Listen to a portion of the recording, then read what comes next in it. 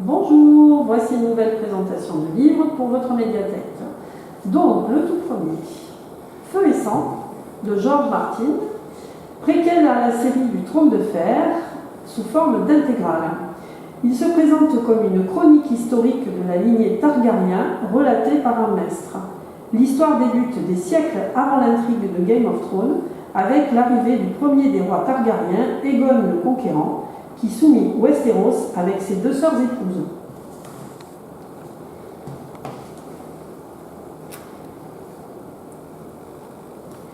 Influenza, tome 1, d'Éric Marchal. Il s'agit d'un roman policier. En pleine Seconde Guerre, Alex Beaumont, fraîchement diplômé en médecine, est approché par les services secrets. Le haut commandement allié s'intéresse au virus de la grippe espagnole qui fit des ravages à l'issue de la Première Guerre et qui, selon la rumeur, aurait été fabriqué par les Allemands. Pire encore, ceux-ci en détiendraient encore des souches. Aidé d'une des premières femmes pilotes de la RAF,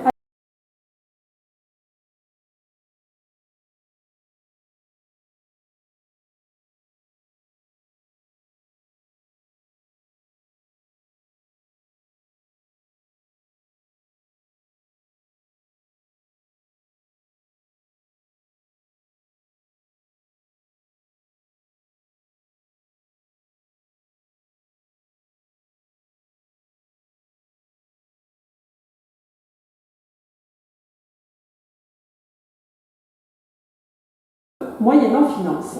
Ces deux personnages radicalement différents sauront-ils trouver un terrain d'entente? Le nouveau livre d'Emily Blaine, auteure de la série Dear You, qui, comme son nom ne l'indique pas, est française.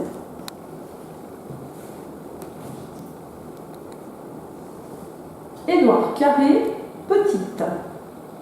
Née en 1761 à Strasbourg, Marie Groholtz est toute jeune employée comme apprentie par un sculpteur sur cire. À Paris, elle côtoiera ensuite de grandes personnalités de l'époque, telles que Voltaire, Rousseau ou même Benjamin Franklin.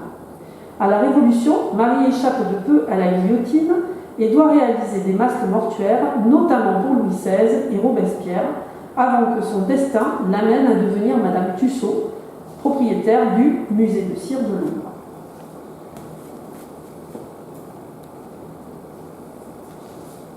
Harald Gilbers, La vengeance des cendres, polar historique. L'action du livre débute dans l'après-guerre, dans un Berlin dévasté et affamé. Là, aux quatre coins de la ville, des corps mutilés sont retrouvés, des mots écrits à l'encre sur la peau et une liste de noms glissés dans la bouche. Le point commun entre tous, ils ont collaboré avec le régime nazi. Le commissaire Oppenheimer, chargé de l'affaire, va devoir retracer l'histoire du tueur et anticiper ses coups pour l'arrêter.